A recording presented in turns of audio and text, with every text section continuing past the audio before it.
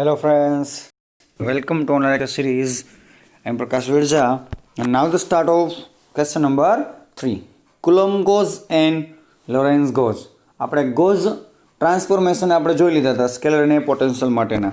તો બે ઇક્વેશનો આવ્યા હતા સ્કેલર અને પોટેન્શિયલ માટેના સ્કેલર અને વેક્ટર પોટેન્શિયલ માટેના. તો વેક્ટર માટેનું શું હતું? A dash vector is equal to A vector plus del divergent lambda અને સ્કેલર માટેનું શું હતું? V dash is equal to V minus del lambda upon del T. જે આ સ્કેલરનું હતું ને એ વાળું છે એ વેક્ટરનું હતું. તો ત્યારબાદ હવે કુલમ ગોઝ આપણે જોવાનું છે અને લોરેન્સ ગોઝ જોવાનું છે.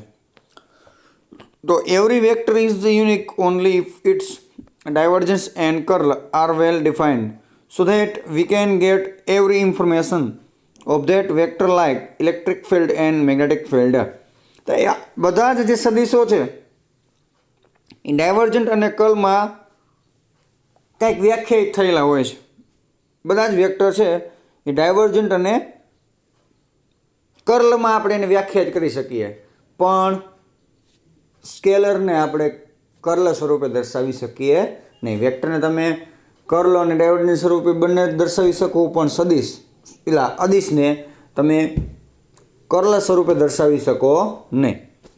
તો શું થશે? So that we can get every information of that vector like electric field અને મેગ્નેટિક ફિલ્ડ. એટલા માટે આપણે સદિશને ઇલેક્ટ્રિક ફિલ્ડમાં પણ દર્શાવી શકીએ છીએ અને મેગ્નેટિક ફિલ્ડમાં આપણે દર્શાવી શકીએ છીએ. સપોઝ અહીં આપ્યું છે કે divergent of E is equal to rho upon epsilon 0, જે ગોસ લો છે. ત્યારબાદ વળી અહીંયા પણ આપણે મિસ્ટેક કરેલી છે. અહીંયા આવશે B, divergent of B. Okay, અહીં સુધારી નાખજો. Divergent of B is equal to 0, પછી curl of E is equal to minus del B upon del T, અને આવશે curl of B is equal to mu 0 J. જે આ ચારે ચાર છે મેક્સવેલ ઇક્વેશન છે. એની ઉપરથી આપણે કુલમ ગોઝ અને લોરેન્સ ગોઝ હવે ધીરે ધીરે આપણે આગળ વધશું. But vector potential A is a vector but we have only is curl is well defined. હવે એ છે એ શું છે? મેગ્નેટોસ્ટેટિક માટેનો પોટેન્શિયલ છે કેવો છે? સદિશ, મતલબ કે વેક્ટર સ્વરૂપનો છે, પણ એ છે ડાયવર્જન્ટ સ્વરૂપે લખી શકાય નહીં. હમણાં આપણે કીધું કે કોઈ પણ સદિશને કર્લ અને ડાયવર્જન્ટ બંને સ્વરૂપે લખી શકાય. માત્ર મેગ્નેટોસ્ટેટિકનો જે એ છે, કરંટ ડેન્સિટી માટેનો જે એ છે, એને તમે ડાયવર્જન્ટ સ્વરૂપે લખી શકો નહીં. એને માત્ર curl of A is equal to B એક જ સ્વરૂપે લખી શકો છો. હવે આપણે કુલમ ગોસ જોઈ. In magnetostatic we have divergent of A is equal to કેવું થશે? 0 થશે. આપણે હમણાં જ જોયું કે કર્લ ઓફ એ જ મળે છે, ડાયવર્જન્ટ ઓફ એ મળતું નથી. સો ફ્રોમ ઇક્વેશન આપણે આગળ જોયા છે કે divergent square plus del by del T divergent A is equal to minus rho પણ એપ્સિલોન 0. આપણે ફર્સ્ટ ક્વેશ્ચનમાં જોયું હતું આ ઇક્વેશન. ઓકે, તો એની ઉપરથી ડાયવર્જન્ટ એ કેવું છે? 0 છે. તો શું મળશે? Divergent square V is equal to minus rho પણ એપ્સિલોન 0. ઓકે, ડાયરેક્ટ આપણે ઇક્વેશન નંબર 2 મળી ગયા છે, યાદ રાખવાના છે. ઇક્વેશન 1ની કિંમત આપણે આ ઇક્વેશનમાં મૂકી છે અહીંયા. આ ઇક્વેશનની divergent A is equal to 0, તો અહીંયા 0 થઈ ગયું. તો શું મળશે? આખું ટર્મ 0. તો શું મળશે? Divergent square V is equal to minus rho upon epsilon 0, જે ગોસલોનું ન્યૂ સ્વરૂપ મળ્યું છે આપણે equation number 2. This is a Poisson equation. ખાસ યાદ રાખજો, એક માર્કમાં મોસ્ટ આઈએમપી. તો પોઈઝન ઇક્વેશન એક માર્કમાં પૂછાય છે. તો divergent square V is equal to minus rho upon epsilon 0, એ આવશે Poisson equation. And can be solve by setting V is equal to 0 at ઇન્ફાઇનાઇટી. તો હવે આપણે એનું સોલ્વ કરવાનું છે. વી સ્કેલર છે, તો V R T is equal to 1/4 epsilon 0. સ્કેલરમાં ઇલેક્ટ્રોસ્ટેટિક આવશે, ઇલેક્ટ્રોસ્ટેટિકમાં 1/4 એપ્સિલોન 0 ક્યુ અપોન આર આવશે. But Q upon V is equal to rho છે. કોઈ ચાર્જ છે, એકમ કદ દીઠ રહેલા ચાર્જને આપણે એની કરંટ ડેન્સિટી રો કહેવાય. ઓકે, મતલબ કે વાહકતા કહી શકાય. તો વાહકતા રો અપોન શું છે કે Q upon V. So Q is equal to શું થશે? પહેલાં રો અને વી ગુણાકારમાં જશે તો ઇન્ટિગ્રેશન રો ડી ટાઉ. તો મળી ગયા ટોટલ ચાર્જનું integration integration of rho D tau. હવે મૂકી દો કિંમત V R T is equal to 1/4πε0. ક્યુની જગ્યાએ શું આવશે? Integration Q R T upon જો બોલ્ડ આર. હવે તમારે ખાસ યાદ રાખવાનું ન્યૂ આર છે કે જે બે પાર્ટિકલ વચ્ચેનું ડિસ્ટન્સ છે હંમેશા બોલ્ડ અક્ષરે આ યુનિટમાં લખવાનું છે. બોલ્ડ અક્ષર મતલબ કે ઘાટા અક્ષરે. તો દરેક જગ્યાએ તમે જોજો છેદમાં અહીંયા ઘાટો આર હશે. તો તમારે પણ એક્ઝામમાં ત્યાં ઘાટો અક્ષરો લખવાનો થશે. ડિસ્ટન્સ છે. ઓકે, ફરીથી રિપીટ કરાવો કે V R T is equal to scalar પોટેન્શિયલમાં શું મળી જાય? 1/4πε0. ક્યુની જગ્યાએ ઇન્ટિગ્રેશન રો, પછી એના કોર્ડિનેટ મૂકી દીધા છે આર ડેશ, મતલબ કે આર હતું તો નવો શું મળશે? ઇન્ટિગ્રેશન કરીને R dash T upon R. જે આ બોલ્ડ આર છે એ શું છે? ડિસ્ટન્સ છે. કોઈ પણ બે પાર્ટિકલ વચ્ચેનું ડિસ્ટન્સ છે કે એની ઉપરથી ચાર્જ. મેં ગુરુત્વાકર્ષણના બળના નિયમમાં કેમ હતું કે G(m1m2) અપોન આર સ્ક્વેર. એ જ રીતે અહીંયા છે 1/4πε0 Q1 Q2 upon R square. પણ એ આરની જગ્યાએ શું લખવાનું છે? બોલ્ડ આર લખવાનો છે. ઓકે, યાદ રાખજો, મતલબ કે ઘાટો R. D tau. R dash is the distance between observer and source. D tau is the volume of source. As earlier equation for rho and j in the form of A and V are divergence square V plus del by del T divergence square A is equal to minus rho upon epsilon 0. હવે આપણે એમાં row અને જે સ્વરૂપે લખવાના છે. Equation 3 હતું તો એની ઉપરથી આપણે ઇક્વેશન 4 છેલ્લું ઇક્વેશન મેળવ્યું હતું કે divergence square A is equal minus mu 0 epsilon 0 del square A vector upon del T square minus divergent bracket divergent A plus mu 0 epsilon 0 del V upon del T bracket over is equal to minus mu 0. જે આપણે પેલા ઇક્વેશનમાં આપણે આ બધા ઇક્વેશનો તાર્યા હતા. જે આ બધા ઇક્વેશન આપણે 5 છે એની પાસે યુઝ કર્યો હતો અને ઇક્વેશન 4નો પણ એ આપણને ત્રીજા ક્વેશ્ચનમાં ઉપયોગ કર્યો હતો.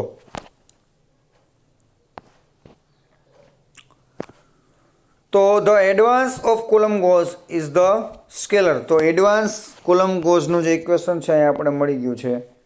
તો ખાસ યાદ રાખજો એડવાન્સ Coulomb gaugeનું ઇક્વેશન છે divergence square A vector minus mu 0 epsilon 0 del square A vector del T square minus divergent bracket divergent A plus mu 0 epsilon 0 del V upon del T bracket over is equal to minus mu 0 J. જે છે advance Coulomb gaugeનું equation છે. Potential is simple to calculate but it won't give E total.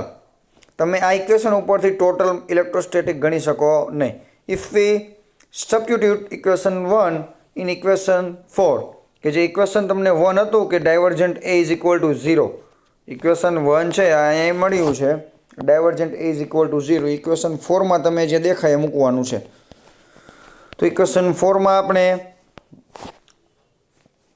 અહીંયા તમને underline કરેલી છે divergent of A is equal to 0 મૂકી દો તો શું મળી જાય? એડવાન્સ Coulomb gaugeનું ઇક્વેશન તમને મળી જશે. તો divergent square A vector minus mu 0 epsilon 0 del square A vector upon del T square. A term 0 થઈ ગયું માઇનસ. હવે માઇનસ ડાયવર્જન્ટ આની યારે ગુણે છે તો minus minus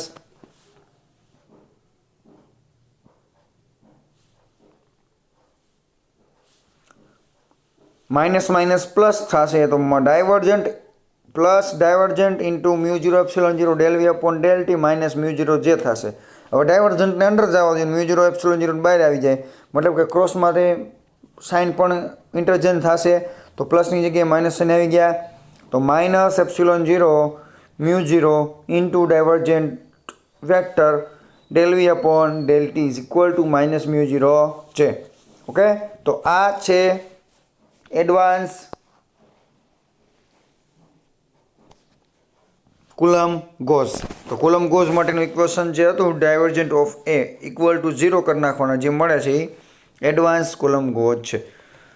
This so that when you are calculating J it need the information of both vector and scalar potential. તો આ ઇક્વેશન ઉપરથી આપણે જેની વેલ્યુ કરંટ ડેન્સિટી જેની વેલ્યુ આપણે ગણી શકીએ છીએ. Lorentz gauge to solve both the problem introducing a new gauge that the Lorentz gauge. તો divergent of A is equal to શું થશે? સપોઝ બીજા બધા ટર્મને તમે 0 કરી દો, તો આ બધા ટર્મને આપણે મ્યુ 0 જે 0 કરી દો તો શું થઈ જશે? Divergent of A is equal to minus mu 0 epsilon 0. આપણે આટલું ટર્મ જ લેવાનું છે. આટલા ટર્મ બરાબર તમે 0 લઈ લ્યો, ઇઝ ઇક્વલ ટુ 0 કરી નાખો, તો આ ટર્મ રાઇટ હેન્ડ સાઈડ જશે તો શું થઈ જશે? Divergent of A is equal to minus mu 0 epsilon 0 del V upon del T, જે શું છે? લોરેન્સ ગોસનું ઇક્વેશન છે. ઓકે, તો એ ટર્મ 0 છે, મતલબ કે બંને સરખા હોય તો જ એ ટર્મ આખું 0 થવાનું છે. એટલે શું થશે? Divergent of A is equal to minus mu 0 epsilon 0 del V upon del T. Question number 5. Substitute value in equation 3 and 4. હવે ઇક્વેશન 3 ની ઇક્વેશન 4 ની વેલ્યુ તમે અહીંયા મૂકી શકો છો. Divergent square A vector minus mu 0 epsilon 0 del square A vector del T square, અને અહીંયા આવી જશે. બંનેની વેલ્યુ સરખી કરી નાખો તો પહેલાં અહીંયા મ્યુ 0 એપ્સિલોન 0 હતા તેની જગ્યાએ શું આવી જશે? ડાયવર્જન્ટ ઓફ એ આવી જશે. પણ ડાયવર્જન્ટ ઓફ એ 0 છે, તેથી શું થઈ જાય છે? Divergent square A vector minus mu 0 epsilon 0 del square A vector del T square is equal to minus mu 0, જે ઇક્વેશન નંબર 5. હવે ઇક્વેશન 6 શું મળશે? Divergent square V minus mu 0 epsilon 0 del square V upon del T square is equal to minus rho upon epsilon 0. Equation 3માં અને equation 4માં એકબીજાની value મૂકેલી છે. અહીંયા આપણે કઈ મૂકેલી છે? કે રાઇટ હેન્ડ સાઈડની વેલ્યુ મૂકેલી છે. કઈ રાઇટ હેન્ડ સાઈડની? તો કે આ ઇક્વેશનની રાઇટ હેન્ડ સાઈડની વેલ્યુ મૂકેલી છે. એટલે આ ઇક્વેશન મળી ગયું. ત્યારબાદ તમે જુઓ કે આ ઇક્વેશનમાં mu 0 epsilon 0 del V upon del ટીની જગ્યાએ ડાયવર્જન્ટ ઓફ એ મૂકેલા છે.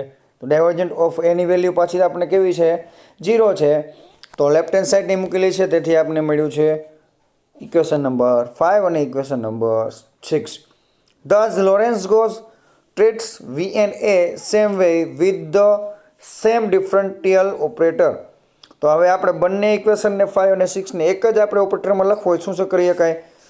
કો divergent square minus mu 0 epsilon 0 del square upon del T સ્ક્વેરને આપણે બધાને કોમનને આપણે શું લખી નાખીએ છીએ? કે સ્ક્વેરનો પણ સ્ક્વેર, સ્ક્વેર મતલબ કે ચોરસ, ચોરસનો પણ વર્ગ આપણે કરી નાખીએ. ઓકે, તો 4 સ્ક્વેરનો square here 4 square is equal to d'Alembertian, અથવા 4 square is called d'Alembertian. ખાસ યાદ રાખજો, આ ઇક્વેશન પૂછાય છે કે આના બરાબર આપણે શું લઈ શકીએ? મતલબ કે ચોરસનો વર્ગ લઈ શકીએ કે divergent square minus mu 0 del આવી જો કોમન બધા ઇક્વેશનમાંથી કાઢતા જાઓ કે બંનેમાં ડાયવર્જન્ટ સ્ક્વેર છે અને આમાં મ્યુ 0 એપ્સિલોન 0 પણ છે, del square del T square છે, તો એના બરાબર તમે શું લઈ શકો? D'Alembertian square of square. તો ઇક્વેશન શું બનશે? Square of square V minus rho upon epsilon 0 ના જે શું બનશે? Square of square A vector minus mu 0 જે. This is a d'Alembertian equation scalar and potential, scalar and vector potential. These are 4 dimensional, કેટલા વાળા 3 dimension divergent, આ 4 dimensional version of Poisson equation. Okay, તો આપણને coulomb goes Lawrence ગોઝના ઇક્વેશનો મળી ગયા. તો આ છે કુલમ્બ ગોઝનું ઇક્વેશન, પછી આ છે લોરેન્સ ગોઝનું ઇક્વેશન, ત્યારબાદ આપણે સ્કેલર અને પોટેન્શિયલના ઇક્વેશનો મેળવ્યા, ત્યારબાદ ડી એલેમ્બર્ટિયનના સિદ્ધાંત ઉપરથી આપણે પોઇઝન રેશિયો મતલબ કે પોઇઝન અને લાપ્લાસ ઇક્વેશન પણ મેળવ્યા છે. તો અહીંયા આપણો આ ક્વેશ્ચન કુલમ્બ ગોઝ અને લોરેન્સ ગોઝ નામનું ઇક્વેશન પૂરો થાય છે. So thank you so much student watching my video.